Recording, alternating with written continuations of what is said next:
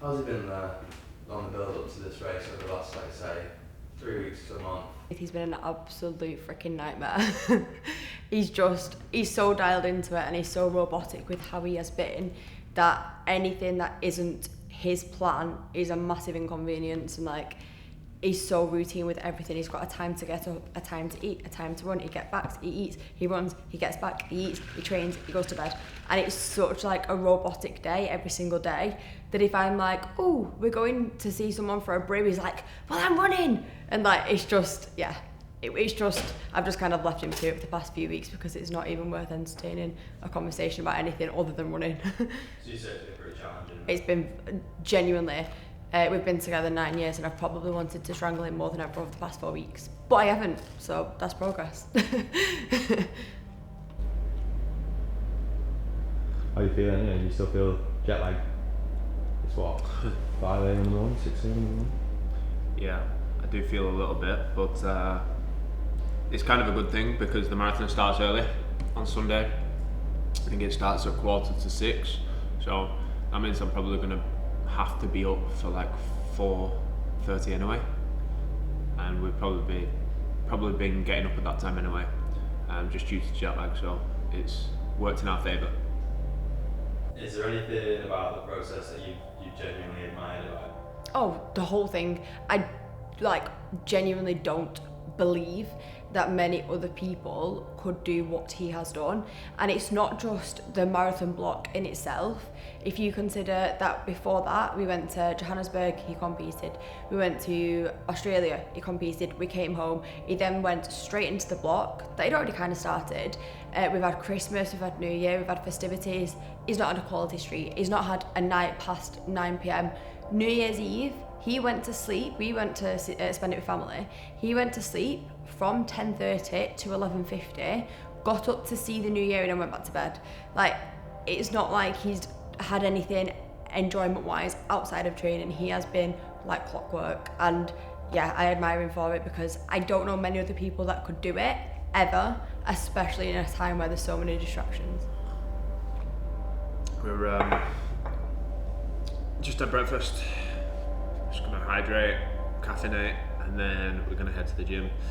3 days out, so the plan today, this morning, whilst you guys go to the actual gym and train, I'm just gonna do a bit of mobility, probably 45 minutes to an hour mobility, and then we've got our interval session later on, and then we've got our final heat session before resting up.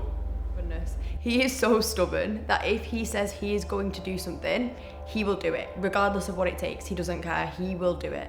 And I think when you look at the extremes that he has pushed, I'd say for the past 6 weeks particularly, but the past 4 weeks, he's, like I said, he's just any 0.1% that he could have done, he's done.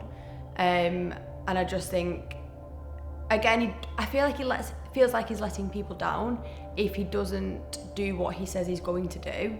But once he's spoken something and he says he's going to do it, he will do it.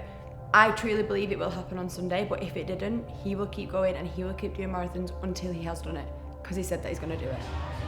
So we're just finishing our mobility with a little bit of stabilisation, so just adding a little bit of load, getting the muscles that we've just stretched actually working. And it just primes them so they're not too loose. So we're ready and primed to get into kind of like our next session. Even if our next session's in like 6 hours time, obviously we'll warm up again and we'll mobilise again, but it's just not leaving us to kind of stretch it, if that makes sense. Just switching on the muscles I like to do after every kind of like static stretch session. I don't know if you agree with that.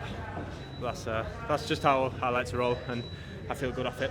So yeah, we've done some of this. We've done some hip aeroplanes, but balancing, and then we've done some front foot elevated split squats, just to get the hips stretching under load as well. The thing I'm most excited for is for him to complete Sunday and be proud of what he's done. One of his resolutions for this year he set is to be more present in the moment, and when he finished Berlin, I know that he crossed the finish line and he was like, right, on High Rocks. And I think he just like achieved such an incredible thing, and he never gave himself credit, he didn't take it in. So I feel like on Sunday, he needs to be able to appreciate what he's done, recognise that he has worked so freaking hard and he's done it.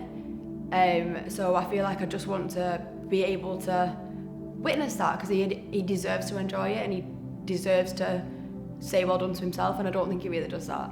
Regardless of whatever he's achieved, he's like on to the next, on to the next, on to the next. How many people do you know have done a 2:19 marathon? Like, it's not an everyday thing. Have you seen him put everything into this? Like, would you say that I actually think it's 100%, or do you think like?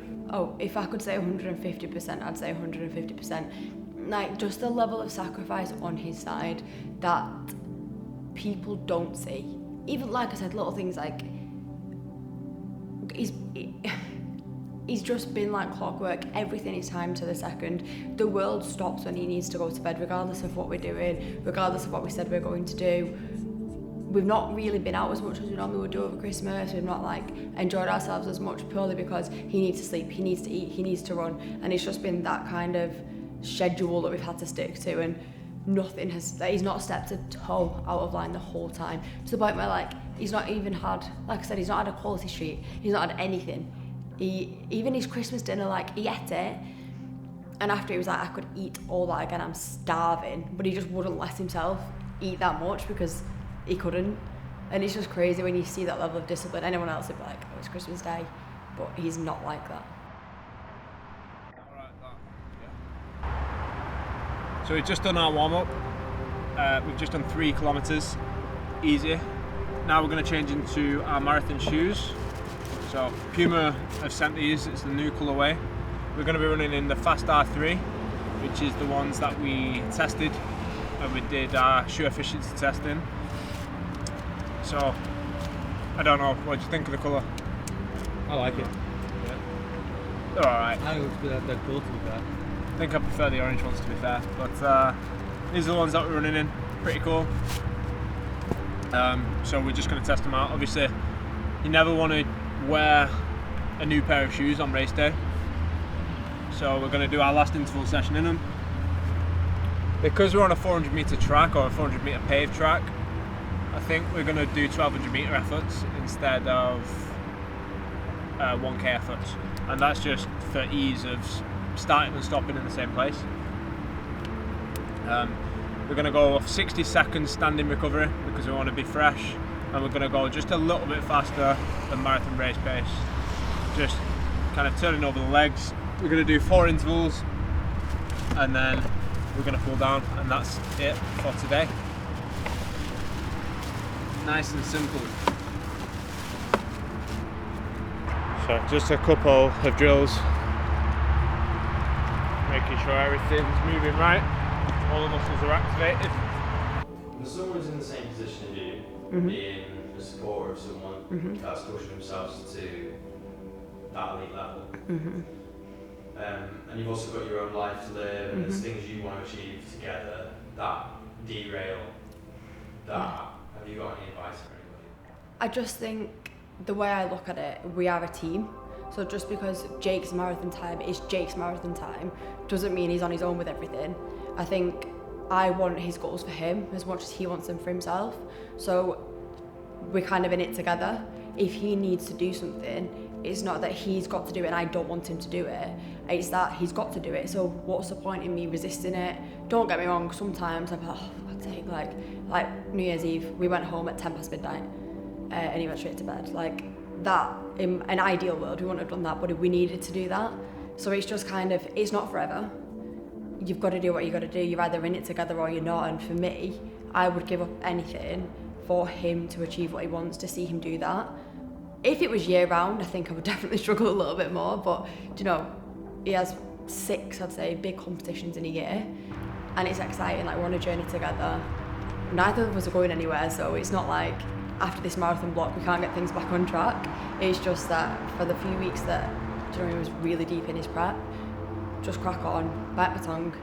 If he's snappy and a bit grumpy, I probably would be as well. I definitely would be as well. So you just got to let it go. So first interval, 3 or 4 pace.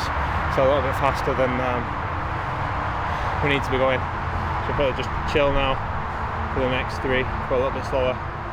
60 seconds rest in between each interval. Like I say, today's just about feeling good, staying relaxed, and enjoying it.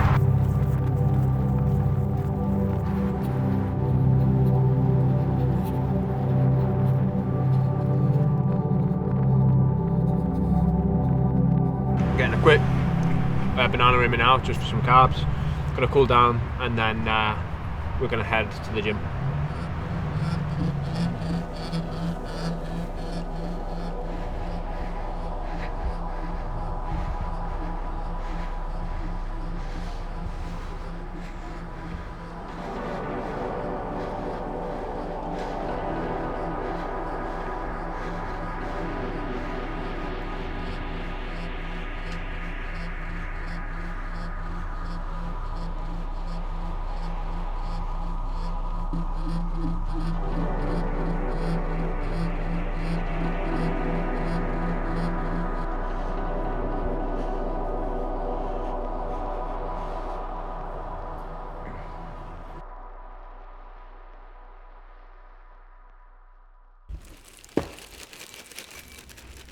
The day has come.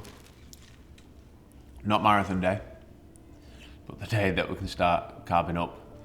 We're 48 hours out, and this is where we start to build up our carbohydrates, which I've been looking forward to for quite a while because I've been dieting for a long time, and all I can think about is food normally. So yeah. How are you feeling? I'm confident. I'm a little bit nervous,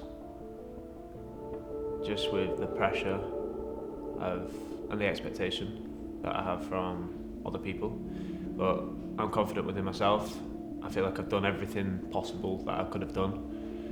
I've prepared as best as I can, and now it's just a waiting game until we get on that start line.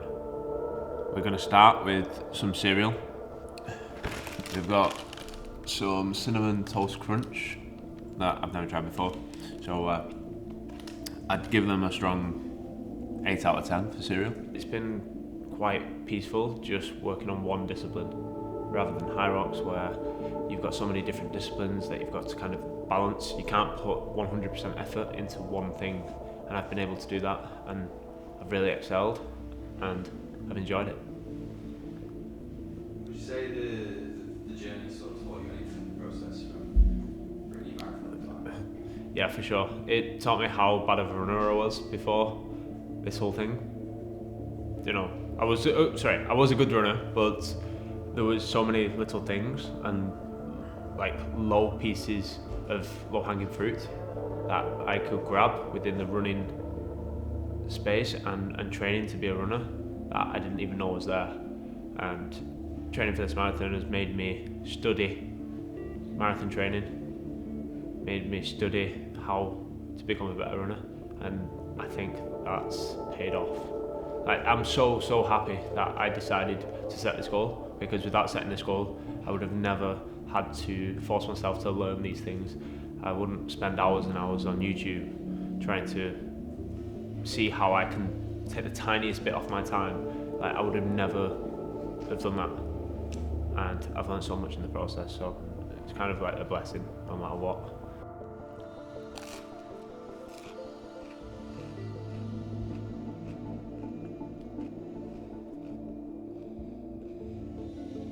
There's two types of people in life. There's people that look at people's success and they find it motivating in a positive way and they're happy for people. And then there's other people that thrive in someone not getting their goal. And I think you can change from being one type of person to another type of person.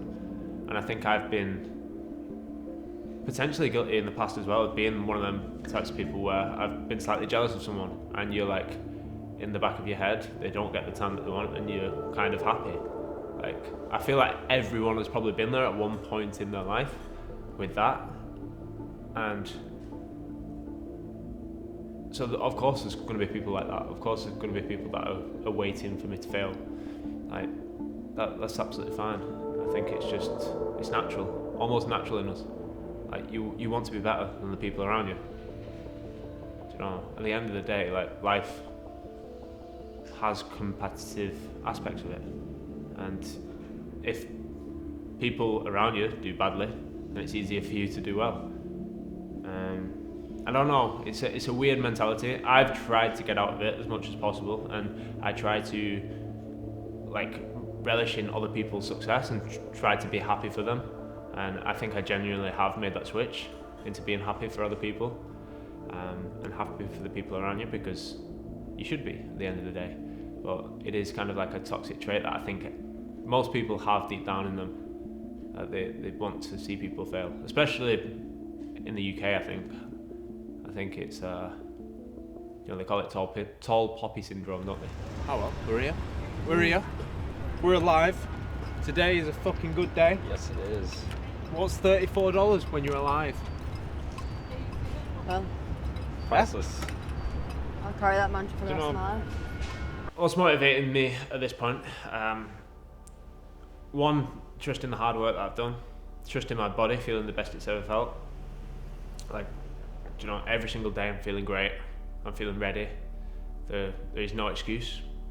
And then just, like I said, the pressure, external pressure that I've got by putting this target out online and into the world.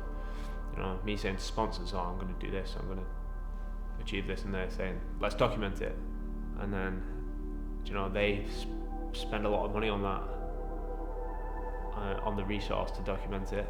And then I feel like if I don't complete it, then I'm going to be a failure. So there is a little bit of pressure there, but I think pressure is good. Okay, so we're at the Expo Hall. It is St. George? George R. Brown Convention Centre. That's where we are. We're here to pick up my race bib and check in.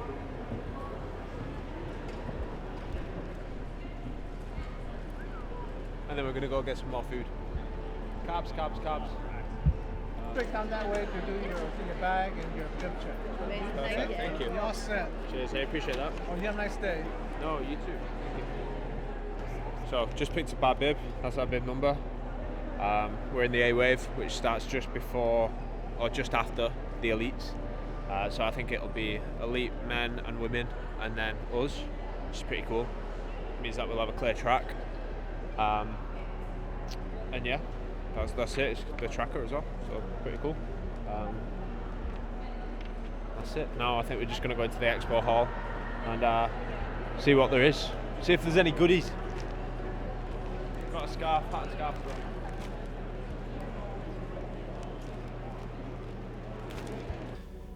What would be the thing you want people to look up to, or people who see this to take away from? The number one thing would be to think big and think bigger than you ever thought could be possible with your goals, because you can achieve them. No matter what anyone says, you can achieve your goals. Obviously to a point. Like, if you're saying that you're gonna run the 100 meters in 5 seconds, then that's not gonna work.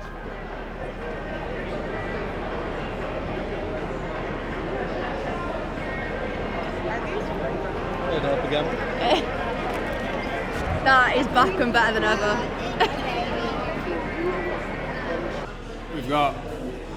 Emily's got a salad. We've got a pasta there for Diego, seafood pasta, that looks pretty cool. And then we've got a pizza there, which is probably going to end up for me, because Tom said that he's not going to have a piece.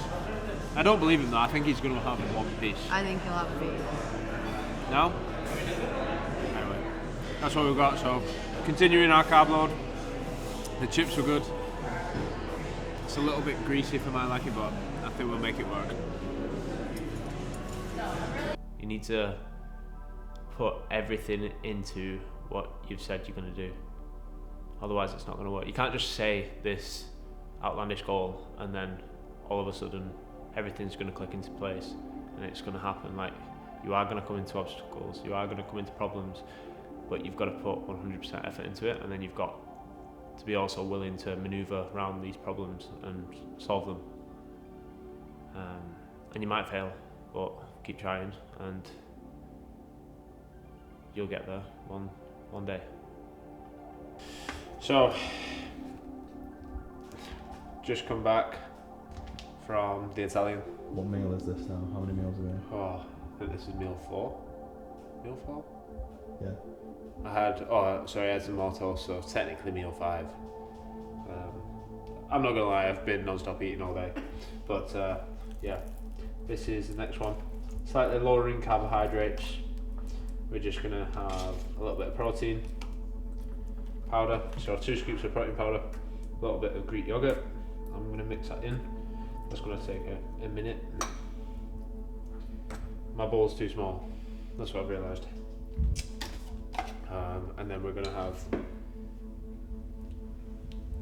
basically we had this meal this morning, yeah, so we're just having this again, basically a yogurt bowl with the raspberries, blueberries, kind of thing. Do you know, get my violin out, but I've been eating around 3,000 calories a day, which seems like a lot of food, and it is a lot of food, but I've been burning probably 4,000 to 5,000 calories every single day, so I've been in quite a harsh deficit, as you can probably tell with, you know, leading up to the marathon, like my running and stuff. Everyone keeps commenting saying that I'm really skinny. So we've been dieting to make weight, and like I say, we're now 48 hours out, and today is just about enjoying ourselves a little bit with food, releasing a little bit of just like stress, and already you guys have said that my mood's changed completely compared to what it was even, 24 hours ago.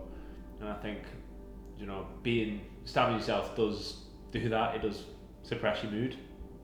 So we've kind of enjoyed ourselves today a little bit, just eating more. Still eating good food all day, but yes, we have had a pizza. Yes, we will go for dinner tonight with friends. And then tomorrow, that's when we really lock in, because anything that you put in your body 24 hours before a race is more than likely still going to be there when you're racing. So there's no point having a load of like high protein steaks, lots of chicken, even things like that, which you'd think normally would be really healthy for you. You don't want them in your system. All you need is carbohydrates, and you need full glycogen stores and then nothing else. So you need to keep your fats low, you need to keep your protein low, and you need high carbohydrates. So that's what we're going to be doing tomorrow. But today, we're just enjoying ourselves, eating more, hitting our carb goal, which is about 480 to 500 grams of carbs. And then, hopefully, that allows us to sleep really well tonight, wake up tomorrow, and then we're locked in one day out. Does that make sense? Hopefully that does. But I feel like people stress too much about what they're eating. Like, when we're leading up to the work's been done, like, you're not going to put weight on in 2 days. No matter how much you really eat, there's only so much weight you can put on, or fats that you can put on. So me enjoying a pizza today is going to be beneficial, because it's better to be fueled on race day than not to be fueled. The problem starts when people carb up a week before a race, because people do that, and yeah, that's when it starts becoming an issue, because you're then eating whatever you want for 7 days, and then the weight can rack up. But 2 days is alright, I think. So I might book a different True Food, but that would push dinner to 6 o'clock. Is that okay? Yeah, that's not a problem. Yeah. Okay. Well, let me I'm gonna make sure it's close for you. So Honestly, don't stress. We can get there whenever, but 6 works with us.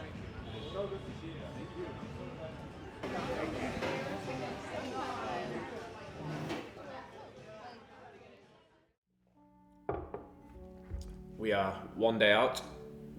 It's 9 a.m.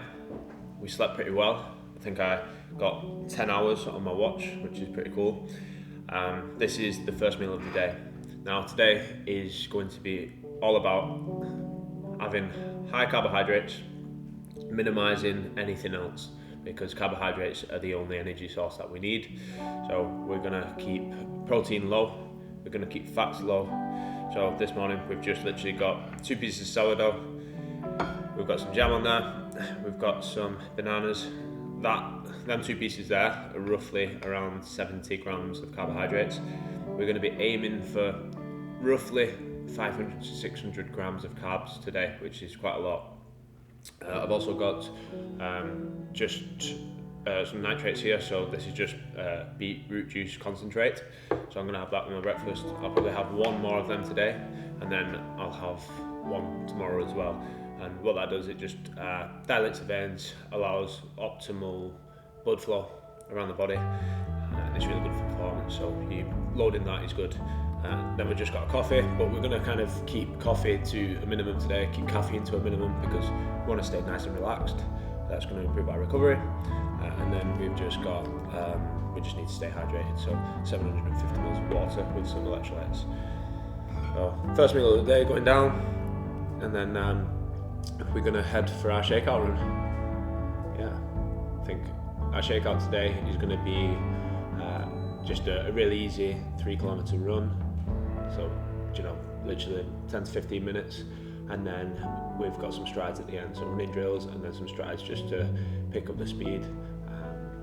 So yeah, should be a good morning. I got told. Yeah, I know you're nice. So you feeling? How are you feeling? How are the legs feeling right now? Touch wood, they're feeling great. Yeah. No injuries, no problems. Everything feels loose, and I just feel ready. To be fair, yeah, ready is the answer.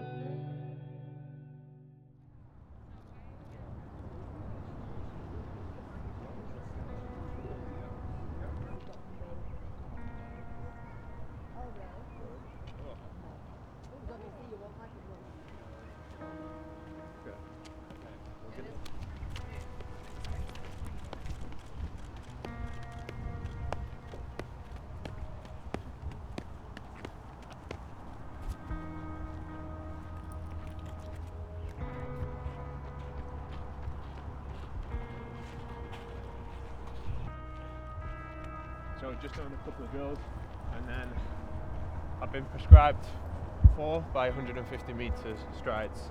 So a stride is a pace. It's exactly what it sounds like. Basically, you're striding out, you're feeling comfortable, you're nice and relaxed, but you're running faster than I would be at my marathon pace. So we're striding out.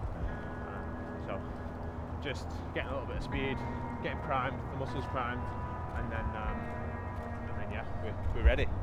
We'll finish with that. Head up there, and then I'll plan this way.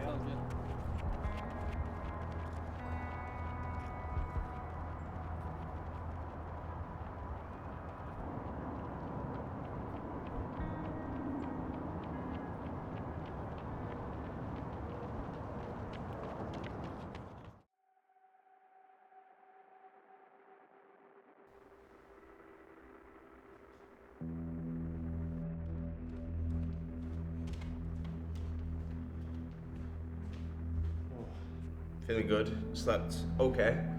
I was up thinking quite a lot last night, so didn't get as much sleep as I wanted, but it is what it is.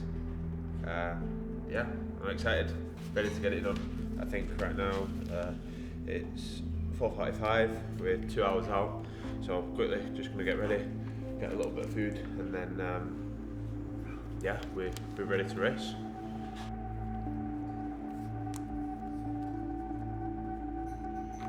The 1 scoop of G1M, just some electrolytes and 20 grams of carbohydrates. I'm gonna drink that whilst eating some sticky rice with honey on, and I've got a couple of shots of beetroot and sprouts. So that's breakfast, nice and simple, everything that we need, nothing that we don't need, and then we'll let this digest as we prepare, and then we'll head out the door soonish. Yeah. Oh yeah, I forgot about that. I'm gonna have a coffee as well. Yeah, mainly. Oh, sorry, to wake myself up, but to also just to make sure that I go to the bathroom one last time before heading out the door. So yeah, I'm gonna make that as well in a minute.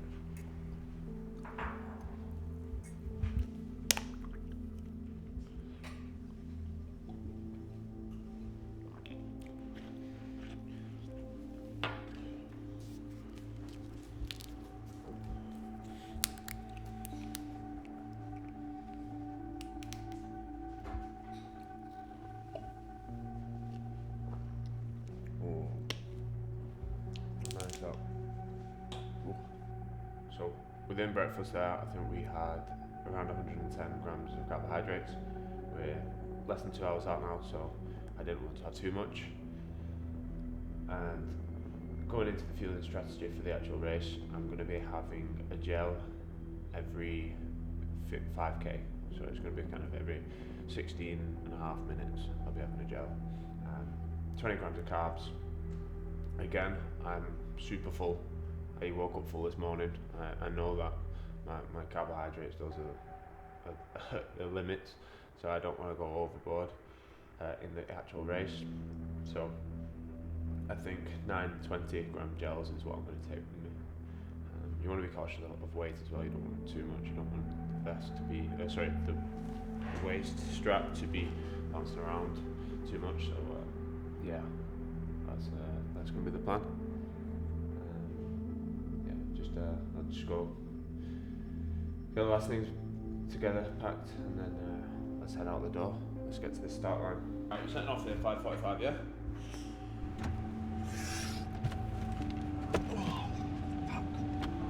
You always forget to enjoy it, and you always forget the reason why you actually signed up to do it.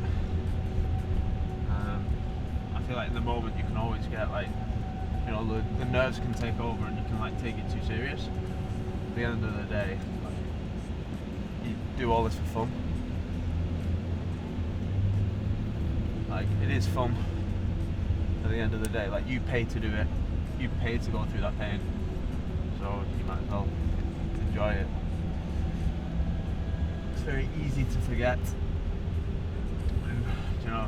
You can go through a full race and not enjoy a single moment of it because you're too worried about time or too worried about something, but yeah, we're lucky to be able to do this.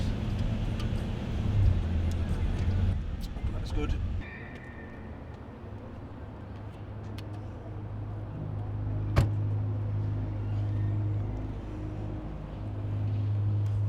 This is it. We're half an hour out from when we need to be in the gate, ready to run. I think we set off in 45 minutes, so yeah, it's cold. It's fresh, it's definitely fresh. I think 4 degrees Celsius. Yeah, we're just gonna get warm, head to the gate, get warm, and then get straight into it. Right, nice one. Yeah, bro.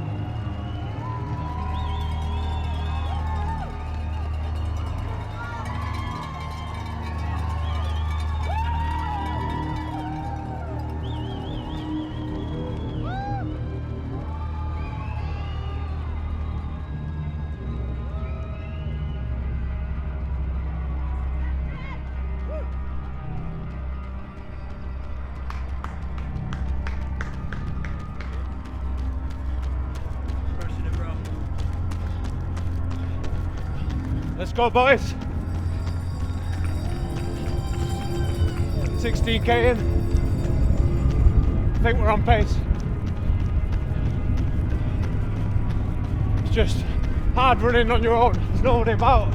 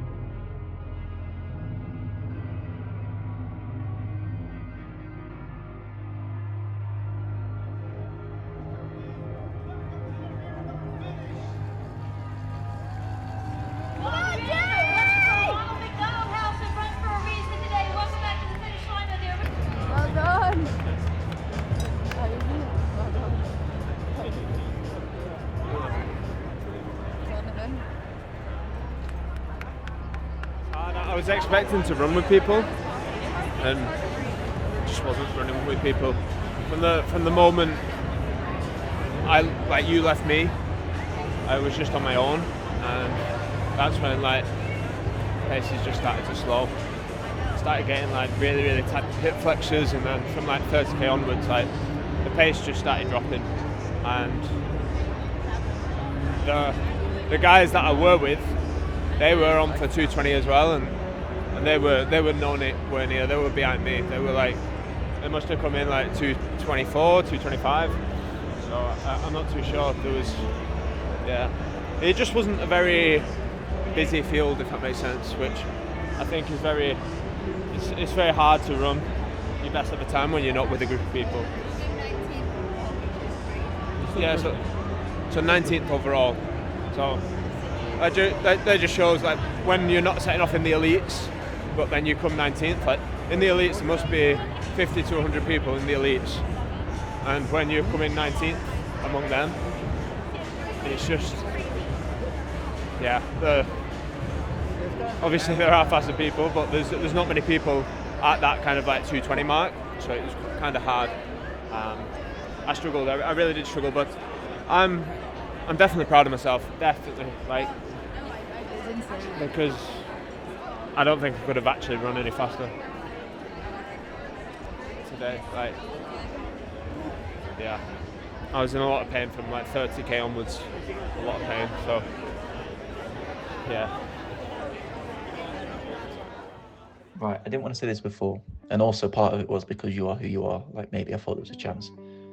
There was no way physically you would run sub 220 this marathon.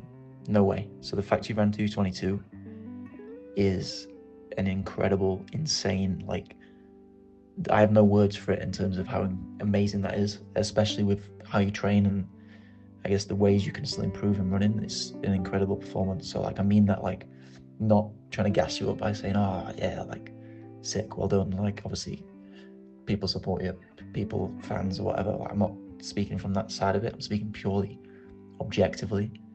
222.08 is out of this world. Like, no one in history has done what you've just done from your weight and your background. To run that time is ridiculous, and not even at a majorly fast marathon. You know, you're talking in Valencia, in Chicago, you're running faster than 222.08. So incredible. Like, really recover well now, and the rest of the year, if you get it right, it's going to be phenomenal. So just make sure you recover well. Don't do anything stupid, please. Don't get carried away going traveling. Like, honestly, incredible.